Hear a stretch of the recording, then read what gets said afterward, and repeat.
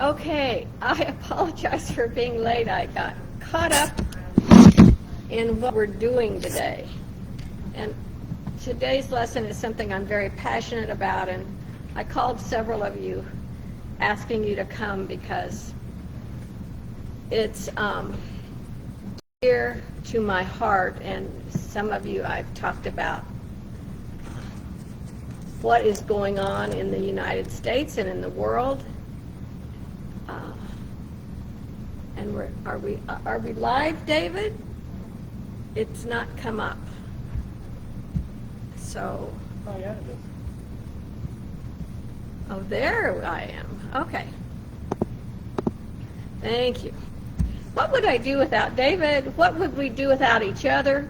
You know, that's kind of the law. The way the universe and life is, I think, orchestrated is that we need each other. We each bring different gifts. We each bring different understandings. We each bring different experiences to the whole, and that's why things work when they do and don't work when we do not do that. So I want to welcome you to Unity of Pomona, or Unity of Pomona Valleys service this Sunday, which is the 13th of July. We have had blessings this week, and we have had challenges this week. How many have felt challenges this week? Okay, so I am not alone, and I am glad for that. So let us begin with our first song, which we're singing all month, and this is where we just become humble and be asked to become a channel for the divine in this world. So use me. Thank you very much. It's good to see you, Audrey, and we're glad you're with us.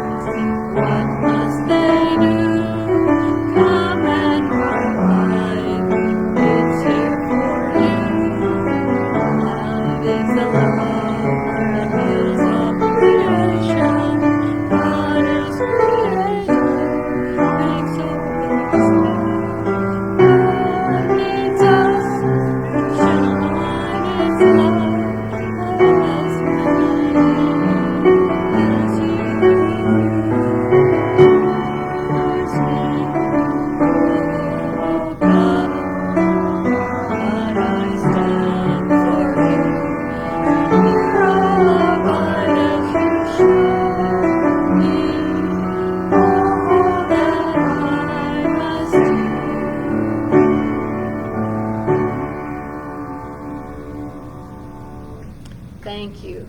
You can see that we need a song leader or a small choir or something to get up here and lead and teach. So if you know any people or want to be a part of that, please let me know.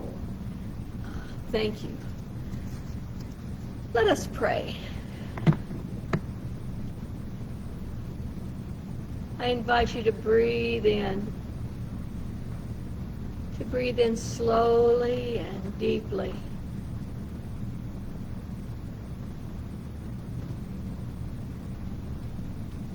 To take your awareness deep within you, into your heart.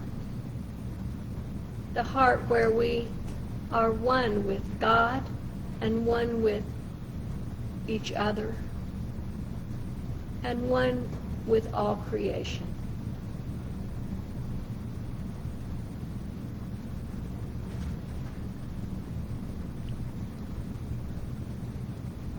With each breath, I invite you to imagine just going deeper and deeper into your heart, and maybe even down a staircase in your heart.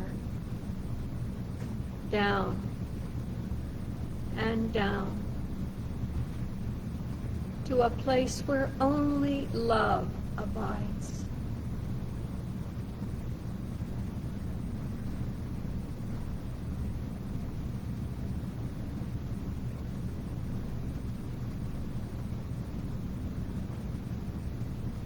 I invite you to let my words be your words if it rings true.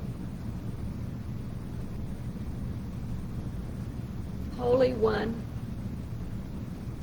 within me and around me, I am here for you.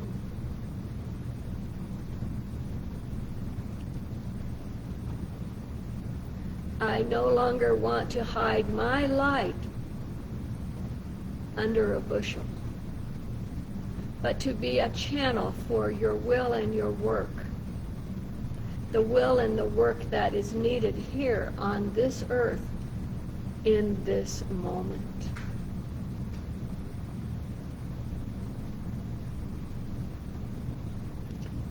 I ask you to assist me in putting aside fears, patterns, that I may have that may block me from doing that. And I trust as I open more deeply to you and to your nudgings, your still small voice, your inner call, so that your light, your love, your wisdom comes through me in ways I cannot even imagine. Touching people who need assurance, who need to be touched, who are afraid. Afraid to go to work, afraid to go to school, afraid to go out of their houses, and afraid even to stay in them.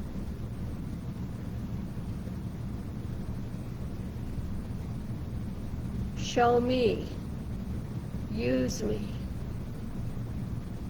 help me to know what is mine to do in this day, in this age, in this place.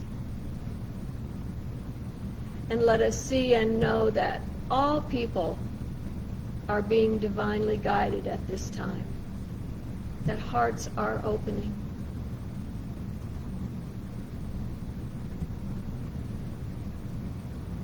That the love of God that moves in and through us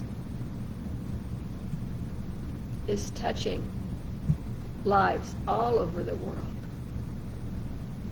and bringing peace.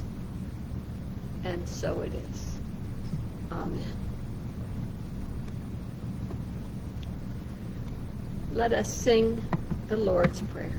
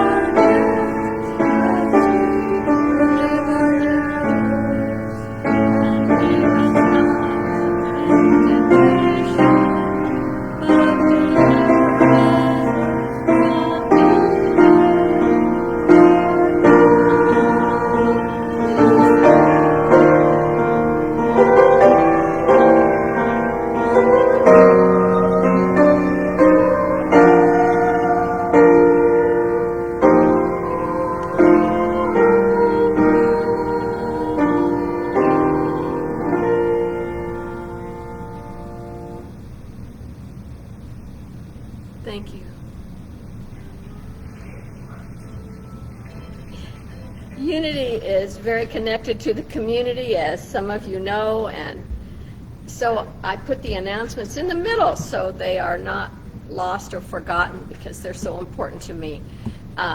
We have fellowship together after our service today, and I hope you'll join us in our room.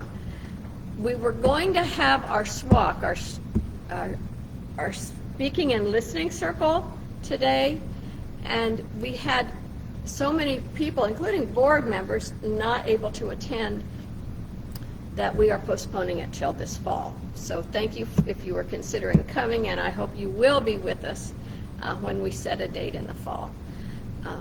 We have a new YouTube site, and Facebook is not keeping things up very long, but I believe the YouTube site is. So you can check us out, and there's any number of ways. David has done that for us. So again, thank you, David. You can find older services there. Our book study is on Monday on Zoom at 7. On Tuesday, the Upland Interfaith Council is having their conversations about God, about the new Pope, and many of us are very curious about him.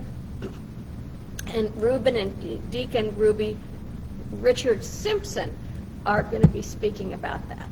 So meditation continues on Wednesdays at 6:30, again on Zoom. Anyone can join.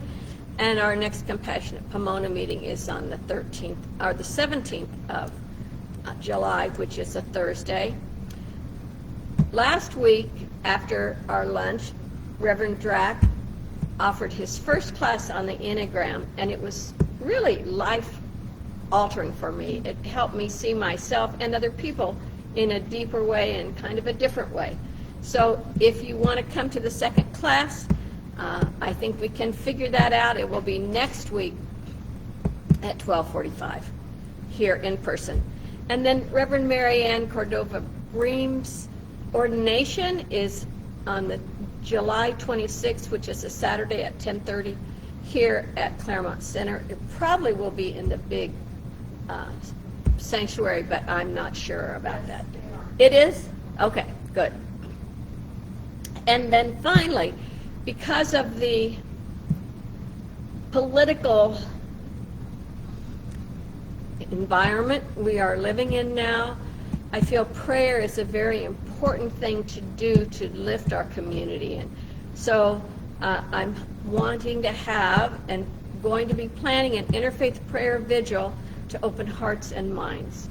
So I invite you to join us for that. It will be July 30th at 6 o'clock, and it will be here in this chapel.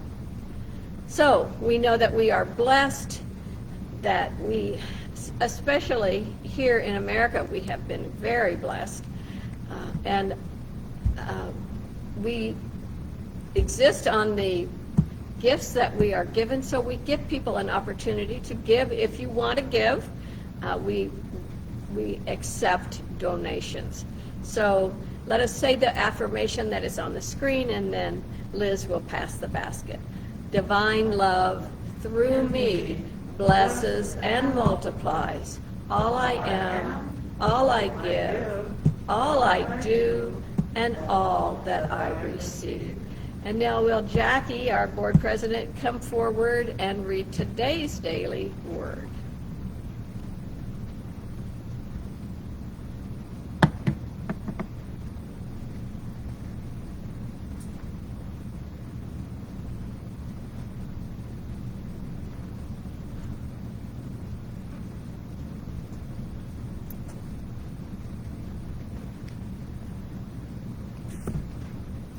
Good morning. Good morning.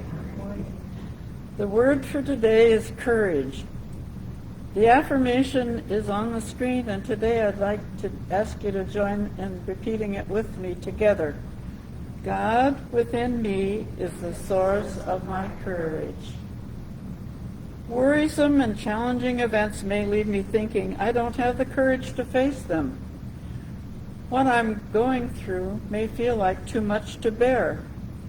Then I remind myself that as a divine being, I have all the courage I could ever need. How I view myself has a strong bearing on how I handle moments of stress. If I tell myself I'm weak or unable to cope, that will probably be my experience. But if I affirm that God is within my power to rise above any worldly situation, I will feel courageous, empowered, and strong. Stressful moments may leave me feeling alone and afraid.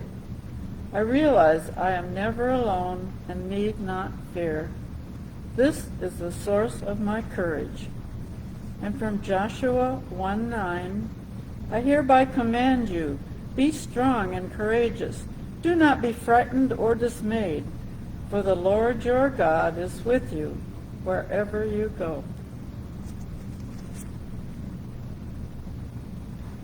Thank you, Jackie. Courage.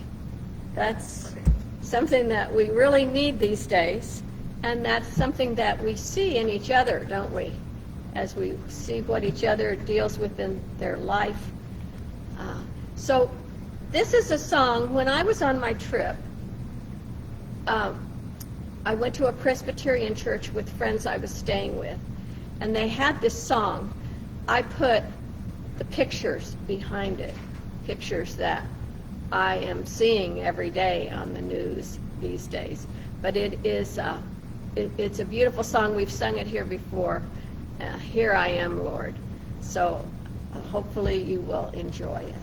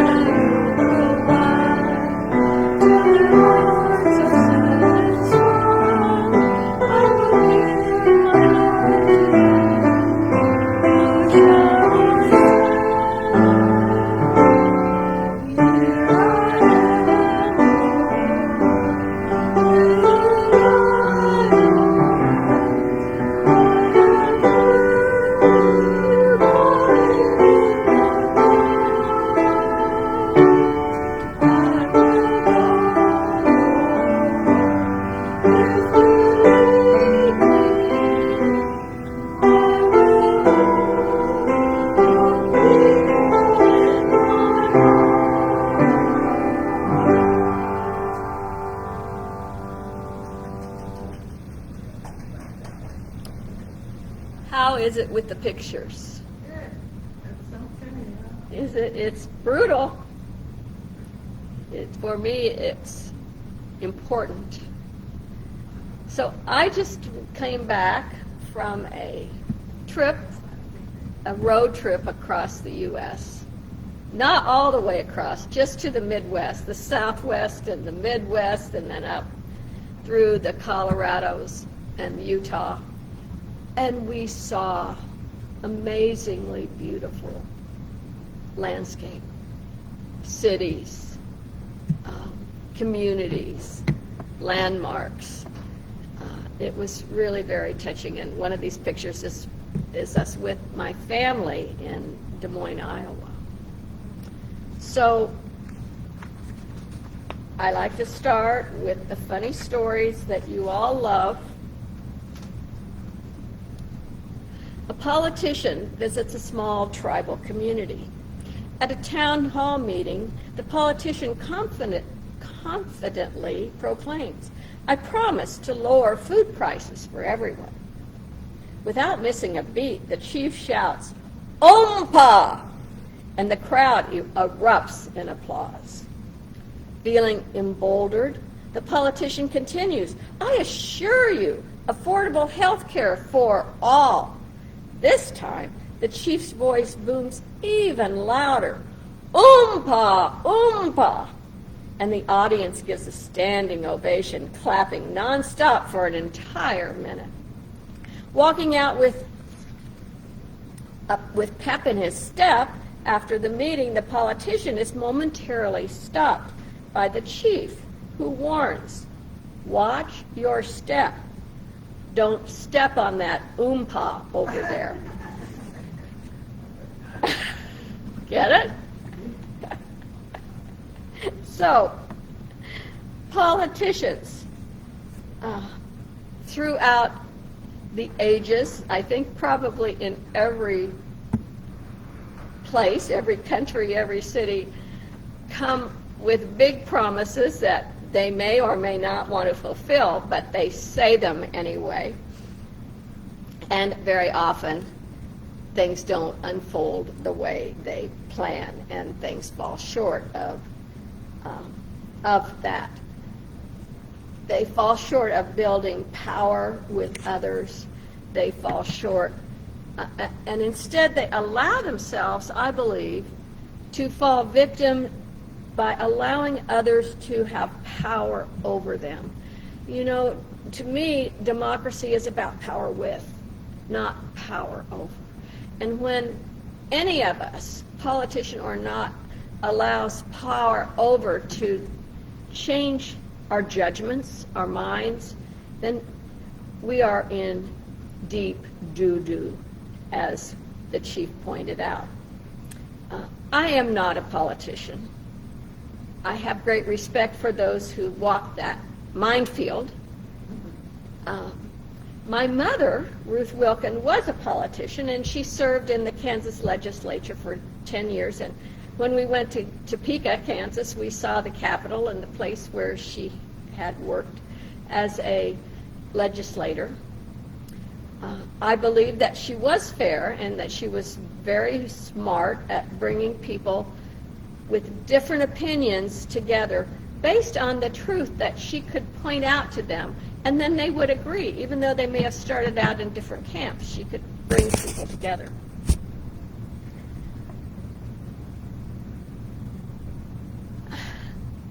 For me, the trick is the difference between power with, which I think what politics needs to be, and power over, which is what it has become in some places. Most of my life I have felt proud being an American. I was in the Peace Corps.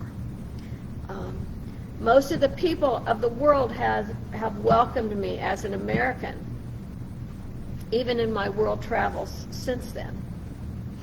I love the freedom that we all hold dear. I love the wonder, the beauty, the diversity of our amazing countryside. As you can see, I saw deserts of the Southwest, drove through a sandstorm that turned and colored the sky and everything in it into a golden sand color. I saw cities large and small, Texas oil fields, Ozark landscapes, the great arch of St. Louis, the mighty Mississippi, fields of wheat and corn, 4 state capitals, the Rocky Mountains of Colorado, Utah's amazing sculptured landscapes. Each one was different, but each one was beautiful in its own way. It was the diversity of our land that to me is the most exciting, the most amazing. For me, it is the diversity of our people, our cultures, our skin colors, our backgrounds, our experiences, our thinking, our religions that make America the richest nation in the world. Rich in acceptance of differences. That, to me, is what makes us rich. Rich in the oneness that we demonstrate to the world. What have you seen as the gifts of being an American? This is my question to you guys. What makes America great? Before or after? Before. Okay. Well, you just said, well, I actually read somebody saying this, so I'll paraphrase it, just that, he was a farmer in Kansas, and he was to give, to sell through the USA program, to sell food overseas. And he said, that he thought, though he was real uncool, that was what, doing those kinds of things was what made. So a farmer in Kansas said that being able to sell food across the world is what made America great. Yes, yes, and rich in many ways, because we're giving, right? There's that attitude of giving. What else? What have you been proud about America? Well, I have one more thing. I think we are the wealthiest nation in the world. And I think that we are a wealthy nation, that it's your responsibility to go out and help others. Especially since you built your work on the back of people that got paid, So we're wealthy, and we have been willing to spread that wealth and help and give. And that's scripture, right? From those who have, much is required. We have, much is required. Yes. So, safety is something I've taken for granted. Trusting the government is something I've taken for granted, including the police. Education is something I've taken for granted.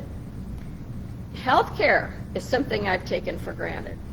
Friendly people is something I've taken for granted. And affordability and religious freedom. Those are just a few of things that went through my mind as I wrote this. I have lived in Venezuela and in South America and in Zambia, Africa. I have seen democracies worldwide rise, and some of them I have seen fall into tyranny. Never in my life did I believe to see my America fall into a state of terror. And that is what I am seeing more and more each day as it passes. Never did I imagine that masked gangs of men with guns could roll up to round up people at work, at home, or at a business and take them away without due process to who knows where. Could you imagine that ever in your wildest dreams, that this could be an America that you would be living in? I never did think that our armed forces would or could or should be used against us, their own citizens, their own people. Never did I imagine that one branch of the three balanced system would or could take over or intimidate the others into an erosion of power. Never did I imagine that our beloved democracy would not only be threatened by someone elected to defend the Constitution, but would disintegrate, but that the Constitution would disintegrate under pressure. And that's what it feels like to me. So let's look at the prologue for our Constitution.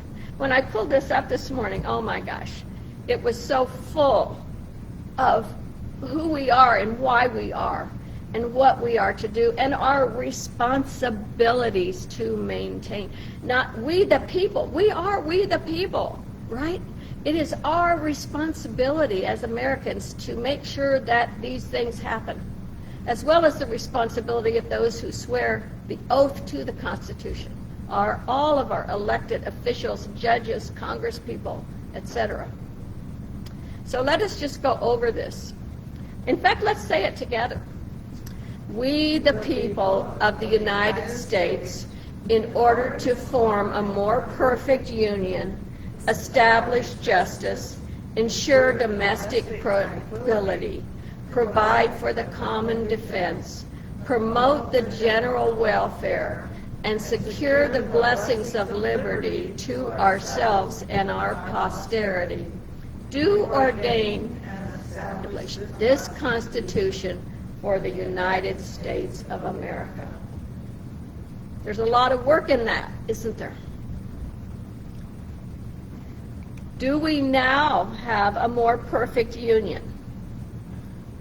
What do you say?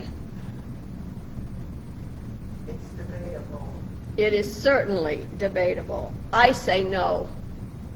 I say the powers that,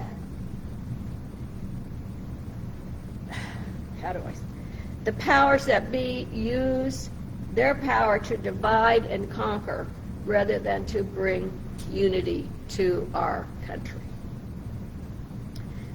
Creating disunion by spreading lies about just about everything, but including lies about immigrants, people of color, and the LGBT community, who seem to be the first, and I say the first, targets.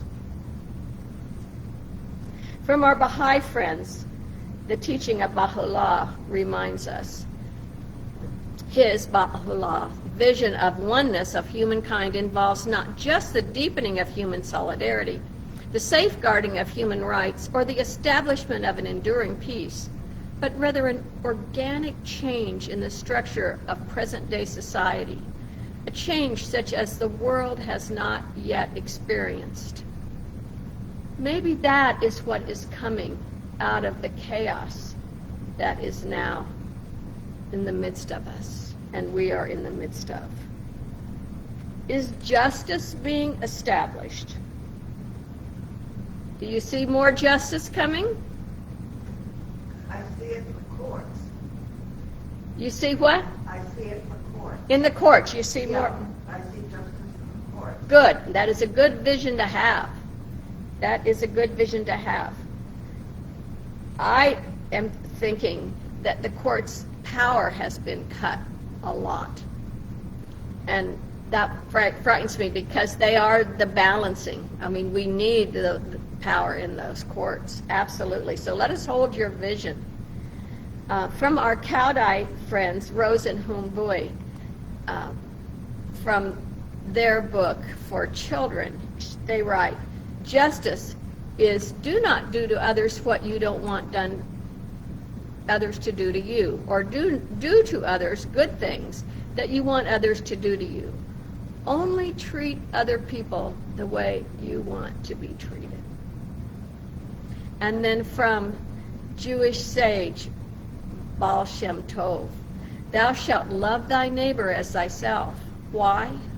Because every human being has a root in the unity, and to reject the minutest particle of unity is to reject it all. This is very similar to teachings in the Hindu religions of oneness, the oneness of all. And when you break apart that oneness, then you fragment it. terrible things can happen and do.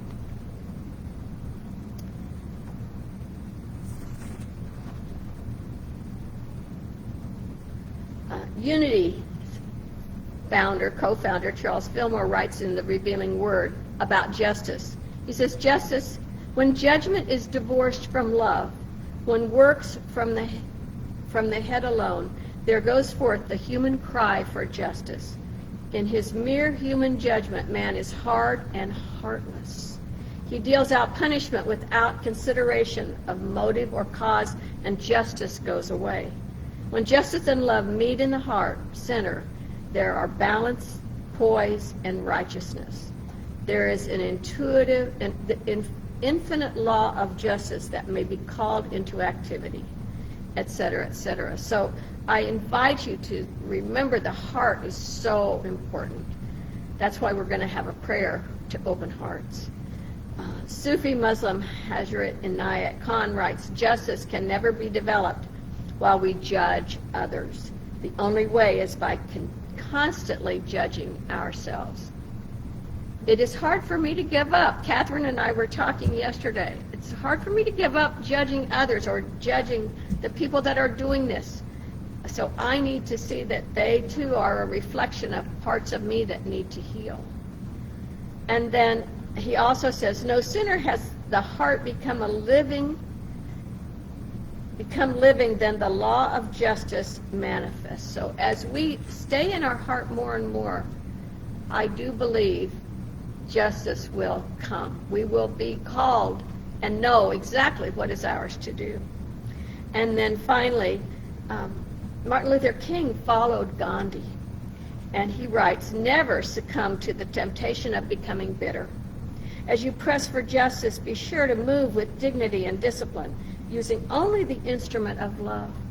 And if you remember, and I think I've shared with you this before, when Gandhi was sending out people for demonstrations for change in India, including changing the government from the English government to their own government, he would not let them go and demonstrate if he felt there was bitterness in their hearts. I think that's why they succeeded. And that's a part of what our work is to do, because it's real easy to go into that bitterness, isn't it? To be reciprocal, to give back what we feel is given out. So these are challenging teachings. How can we, who see the destruction of our very society, not be bitter?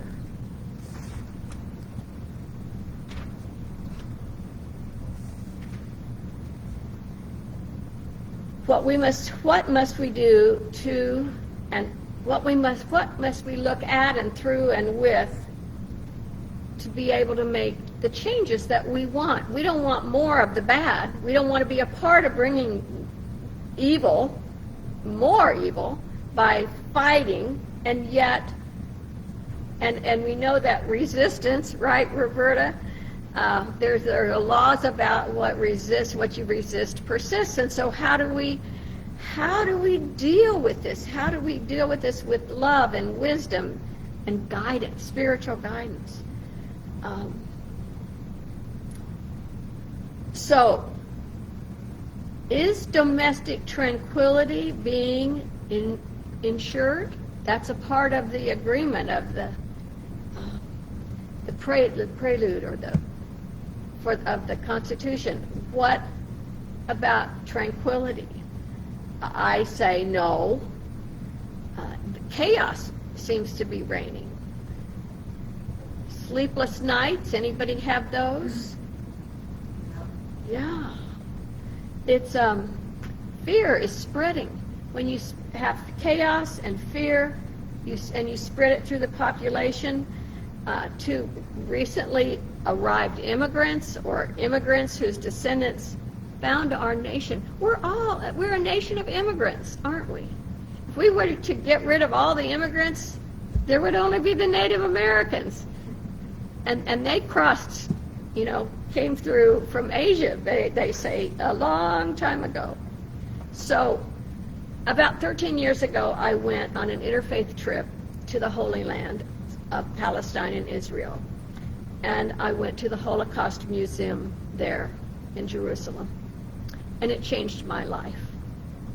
There I saw the subtle power of victimizing a minority population grew to a power over and then into a massive genocide of one group and then another group and then another group and then another group.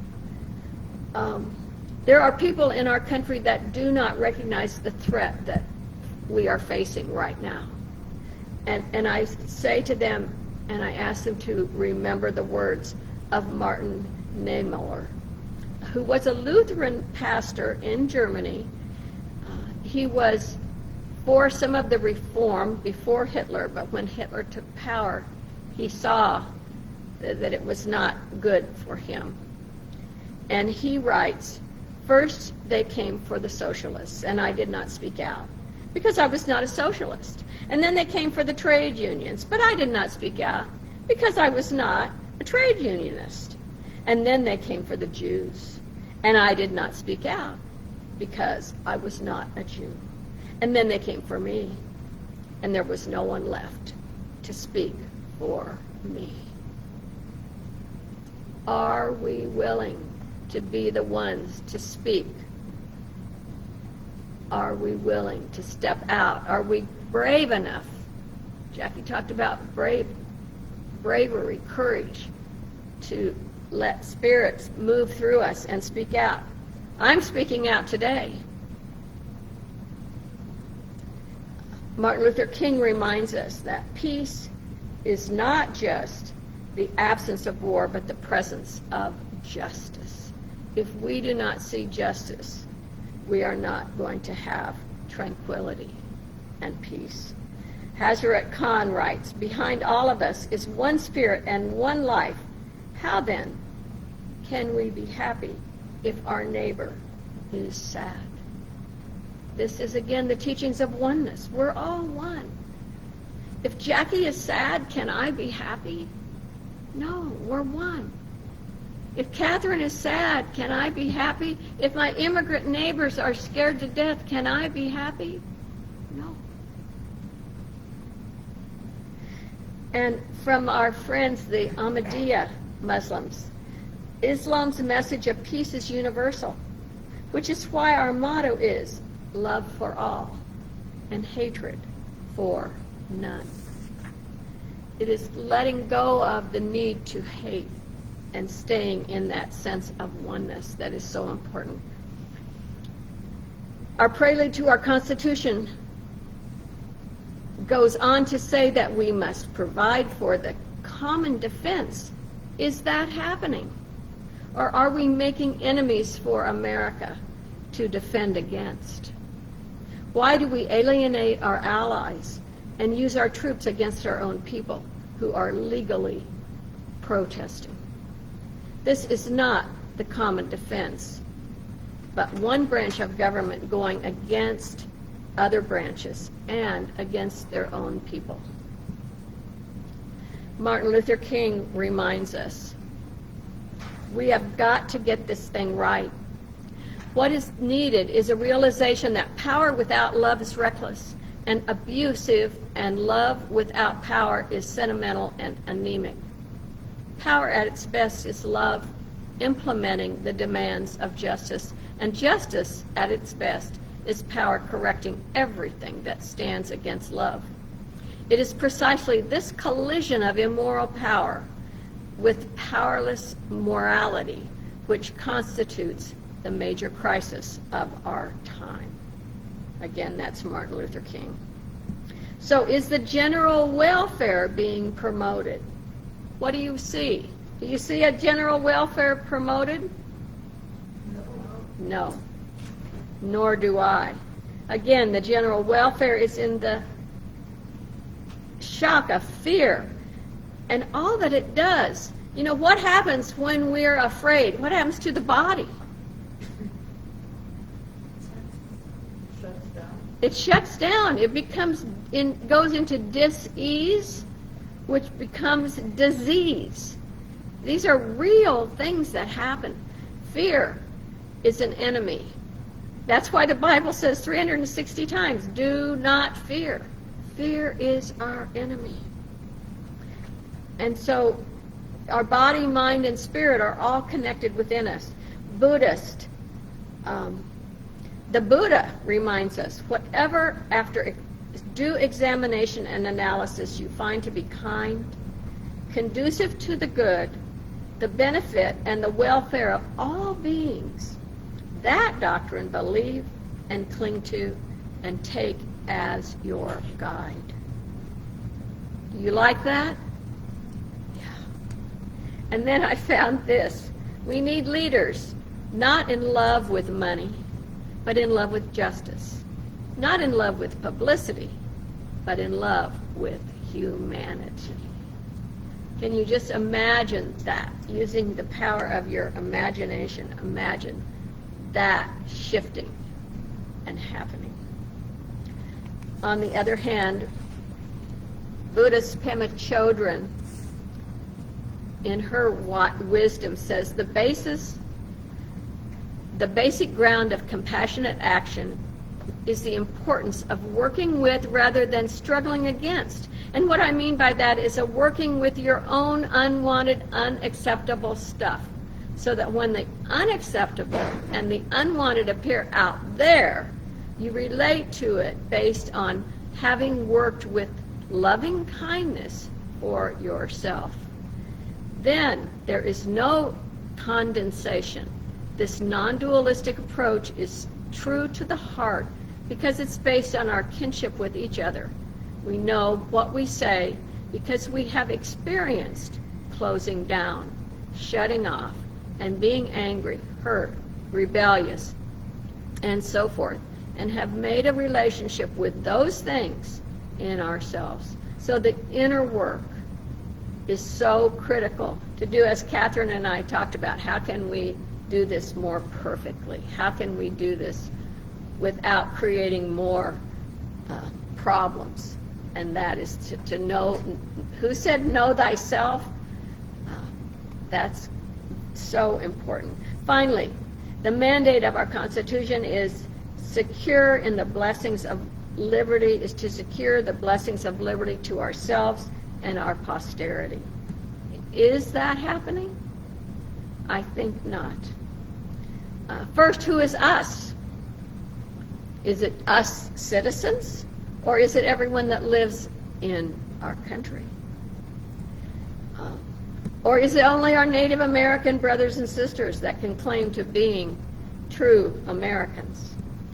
Living in fear of being attacked by masked men, deported without due process, goes against everything that the United States of America has always stood for, as far as I know.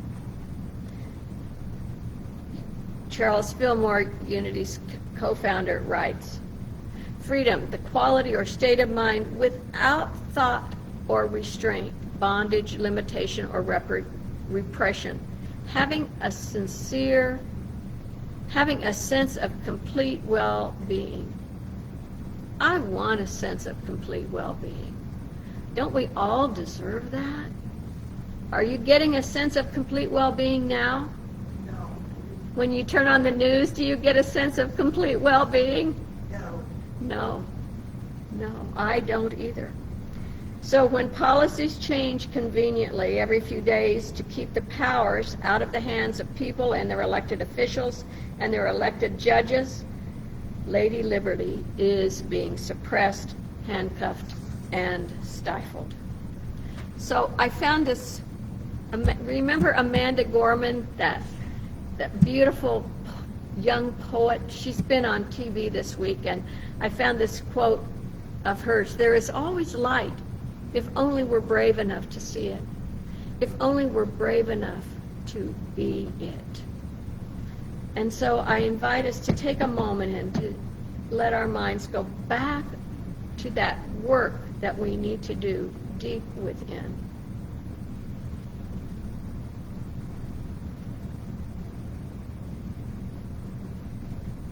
as I read a prayer, a Ute prayer. Earth, teach me quiet as the grasses are still in new light. Teach me quiet.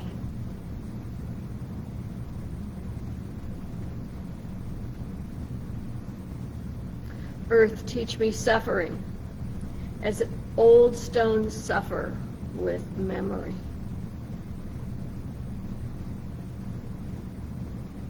Teach me suffering.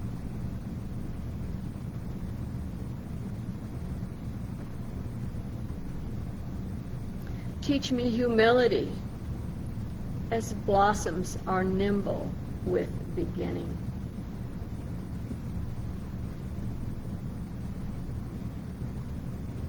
Teach me humility. Earth, teach me caring as mothers nurture their young. Teach me caring. Earth, teach me courage as the trees that stands alone.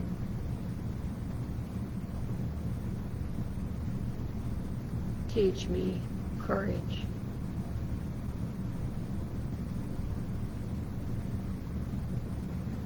Earth, teach me limitation as the ant that crawls out on the ground.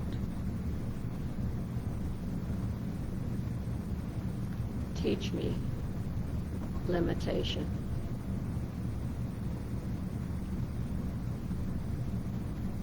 Earth, teach me freedom as the eagle that soars in the sky.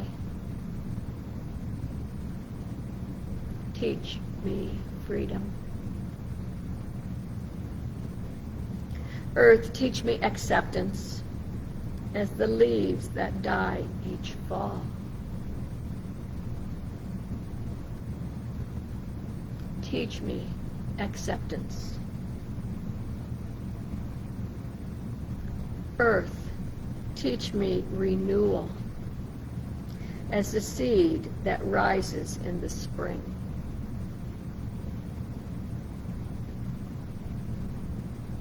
Teach me renewal. Earth, teach me to forget myself as melted snow forgets its life. Teach me to forget myself. Earth, teach me to remember kindness as dry fields weep with rain. Teach me kindness.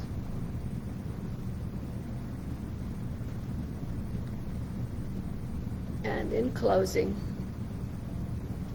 let us remember the words in Micah 6:8. He has told you, O mortal, what is good, and what does the Lord require of you but to do justice, to love kindness, and to walk humbly with your Lord. And so it is. Amen. Do you have something to share with us? Thank you.